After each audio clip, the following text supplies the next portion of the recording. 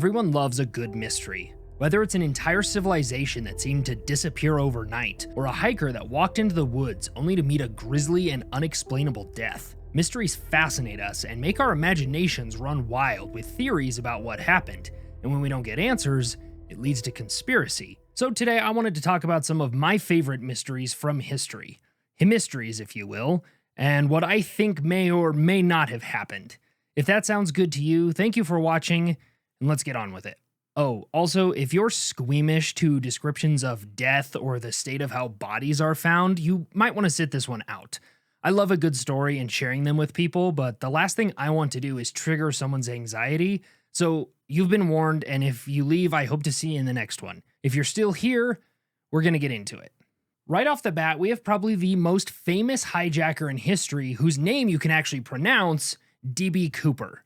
On November 24th, 1971, Northwest Airlines Flight 305 from Seattle to Portland was boarded by a man in his 40s wearing a well-pressed suit who politely sat down and ordered a drink. Shortly after, he gave the stewardess a note that he had a bomb and wanted her to sit with him. He later made demands for $200,000, 4 parachutes, and a fuel truck to refuel the plane once it landed. After his demands were met, all the other passengers and several crew were let off the plane, which continued to fly southeast to refuel again in Reno, Nevada. The plane landed in Reno, but Cooper was not on board. After a lengthy search by multiple agencies, no parachute was ever found, and the money was never used. However, in 1980, a young boy was hiking near the Columbia River in Oregon when he discovered a bundle of dollar bills matching those given to Cooper. This prompted another search, but nothing was ever found. There have been other claims and suspects throughout history, but nothing conclusive was ever proven or found. I want to make a full video breaking down this story, but I like to think that he made it to Mexico somehow and lived out the rest of his life there. Or without a paddle was right and he died somewhere in the woods. And speaking of disappearing in the woods in Oregon, Robert Winters was hunting with his family near Sparks Lake, Oregon in early October 1969, and at 11 a.m. on the 8th, Robert headed out of camp to go hunting and was expected to return later that evening, but he never did.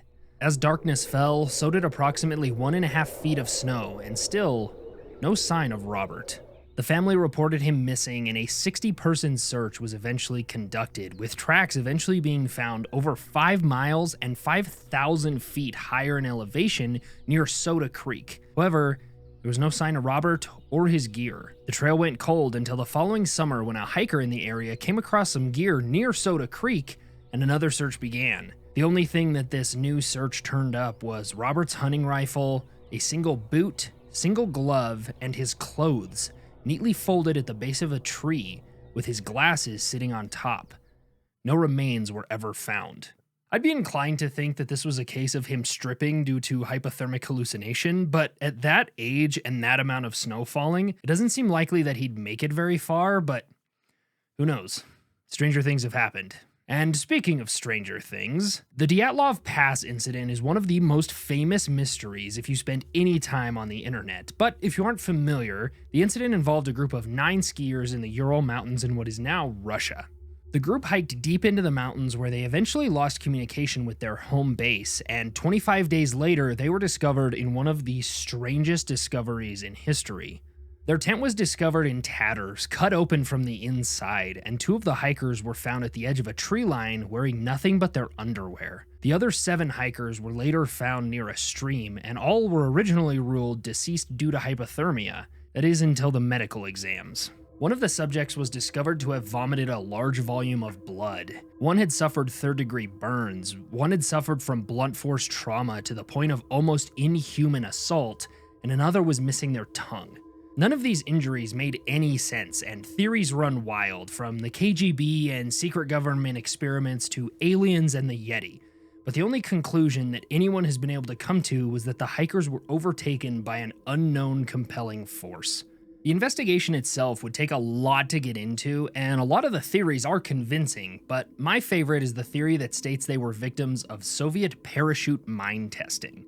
Oversimplification, a parachute mine is a type of explosive that is dropped from a plane and detonates before hitting the ground, and often the concussive wave the mine creates does more damage than actual shrapnel, because overpressure is a bitch. This would also explain a lot of the internal injuries that the hikers suffered with almost no external trauma. That's the theory I like the most, but honestly, I think this story overshadows a much more insane Russian hiking story, the Khamar-Daban incident. From the last story, you know the setup. A group of hikers in a Russian mountain range, and it's all about to go horribly wrong. This group had 6 young students and an instructor instead of the 9 from Dyatlov, and were hiking in the early days of August rather than February. One day, the group was hiking up the mountain when a strange disaster struck. The student at the back of the group started screaming before blood started coming out of his eyes and ears, and a moment later he collapsed on the ground, convulsing before going limp. As this was happening, the instructor ran back to him before she too suffered the same fate. A third student who tried to help the other two soon fell to the ground, grasping at her throat before crawling over to and bashing her head on a rock until she fell still. The other 4 students decided that going to help was only leading to more death and started to run, but soon 2 of them began throwing up blood before collapsing themselves. The remaining 2 made a run for the tree line, but before they could reach it, one of them fell to the ground convulsing, just like the others. The only reason we know any of this happened is because the last student actually survived the incident, and after a 4-day hike made it to a river where she was recovered by a group of Ukrainian kayakers. Just like the Dyatlov Pass, this incident is surrounded by mystery and conspiracy. Theories ranging from malnutrition and poisoned water to elevation sickness and even infrasound. But my favorite is, once again, the Russian military did it. And no, I don't think the military killed them and then silenced the one survivor. They're communists. They would have just killed her too. No, the theory I believe is that they stumbled upon pockets of Novichok, one of the deadliest nerve gases in the world. The gas would explain a lot of the symptoms described by the survivor, especially the frothing at the mouth and the convulsions, as well as the bruising found on the lungs during the autopsy. And I know what you're thinking, if it's a nerve gas, then it would fill the space where all of them were, not just in these random places, and you would be right, except Novichok doesn't really work that way. Novichok has the ability to be spread as a fine powder, and if canisters had been dropped in the nearby region, which was confirmed that the Russian military had done, then it could be that these small pockets of powder settled on the ground, just waiting to be kicked up by some unsuspecting hikers. And sticking with the theme of strange things happening in the Russian mountains, in 1908, an estimated 80 million trees in an 830 square mile area of Siberia were suddenly blown over. While theories exist about an alien spacecraft landing and then taking off, most of the conspiracies have been put to rest by the 2 most likely explanations. One, there are times when the jet stream, the extremely fast-moving air at high elevations, actually drops to the Earth's surface, creating moments of winds approaching 180 miles per hour for a short time. And number 2 is that a fragment of a meteor was crashing to the Earth and exploded before it hit the ground, and the resulting shockwave led to the destruction. Nature is wild, man. Have you ever wandered into the woods and found something that just didn't belong there? Perhaps a pile of bricks, a concrete slab, or, God forbid, stairs? These things don't belong where they've been found and are definitely creepy, but these are often found only a handful of miles away from a road or town, meaning they're fairly easily explainable. But what about something found thousands of miles from where it belongs and across an ocean? Well, that's exactly what was discovered in 1982 by American treasure hunter Robert Marks when he discovered over 200 Roman pots just 15 miles off the coast of Brazil. And before we get into the discovery, yes, you heard me right. This guy's actual job title was treasure hunter, and he discovered over 5,000 shipwrecks across the world over the course of his career. Which honestly just makes me second guess every career decision I've ever made, because I didn't even know underwater Indiana Jones was a thing. They never mentioned that at the job fair. And I mean, look at this man, walking around in a striped Speedo, munching on a cigar, and carrying a Thompson machine gun on a boat. If I saw this photo attached to a resume, I wouldn't even consider what the job was. He would be hired immediately because I just want to work with the dude. Anyway, back to the discovery. What he found were these giant 2-handled ceramic pots that used to be used by the Romans to transport things like grain and wine, and he dated them to around the 3rd century AD. Why is this a big deal? Well, according to everything I could find, it supposedly shatters the entire history of Brazil that says they were first discovered and founded by the Portuguese in the 1500s. And that is something that the government of Brazil apparently believes because the site is completely closed off to any divers and researchers trying to find out more about these pots or how they got there. If I can be honest, this discovery does not do that, okay? Everyone has accepted that the Vikings were the first people to find North America. It doesn't shatter our understanding that America, the country, was founded by Europeans in the 16th and 17th century. Stop having such a sensitive view of your history that you can't admit that maybe the Romans discovered Brazil. Okay, maybe just make your country so awesome that it doesn't matter whether it was discovered earlier than you previously thought. Sorry, this section is going to come across as very anti-Brazilian, and it's not. It's just anti-stupid government. Brazil, you have fantastic coffee and tobacco, and I'm sure a bunch of other things if I looked into it. Anyway, there's a ton of theories about how these pots made it to this area. Some say that pirates took the ship and sailed it this way. Others say that the crew got lost after a storm and just sailed in what they thought was the right direction. But all of these theories pale in comparison to the real answer: aliens.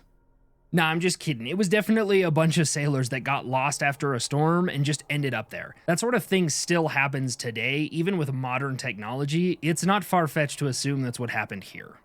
And speaking of things that showed up where they did not belong, we have what is known as the Tamil Bell.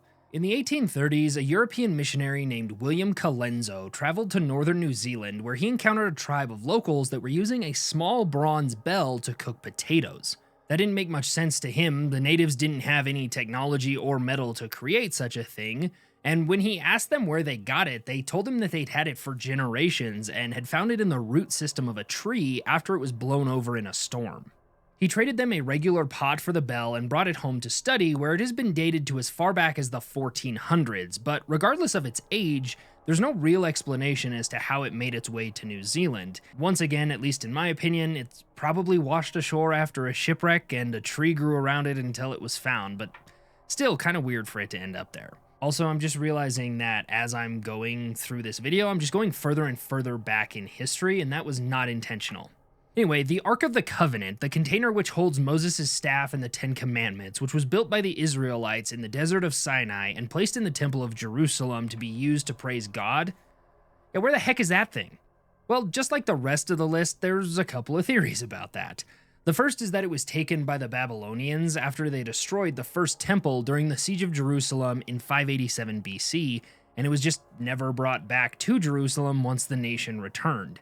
Meaning that once the Babylonian Empire was defeated by the Persians, the Ark was simply lost to history.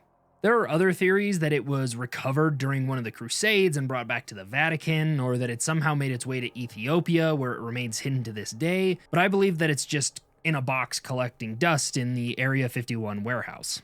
Also, there's a theory floating around there that it's been divinely hidden by God until the Messiah comes, but the Messiah already came, so unless they're talking about the second coming, that theory doesn't really hold much weight.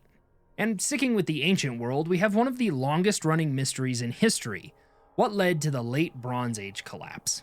The Late Bronze Age collapse was a sudden and violent disintegration of most of the major societies in the Mediterranean world around 1200 BC, with many of them descending from large city to more rural and village-based living and very little expansion or technological growth. One of the biggest factors that is often associated with the Bronze Age collapse is the rampant attacks from the Sea People, groups of traveling peoples that would show up, attack a city, plunder it for its resources, and then take off back into the ocean, kind of like ancient Mediterranean versions of Vikings. And not a whole lot is known about them either, with some of the most accepted theories being that they came from Syracuse, Sardinia, or even Crete.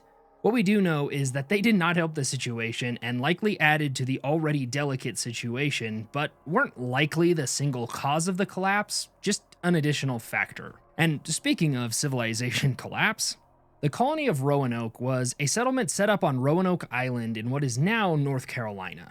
It was one of the earliest attempts by Europeans to settle the North American continent, and even early on was met with some hostility from Native American tribes in the area, and they also had to deal with the fact that there was literally nothing there, and they were starting from scratch, and if you don't know anything about the United States wilderness, it's a little scary.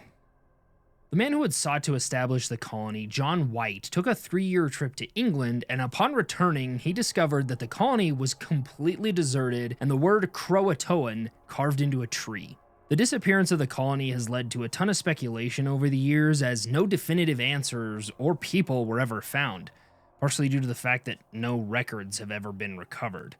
But also because, frankly, we didn't care that much about people going missing back then.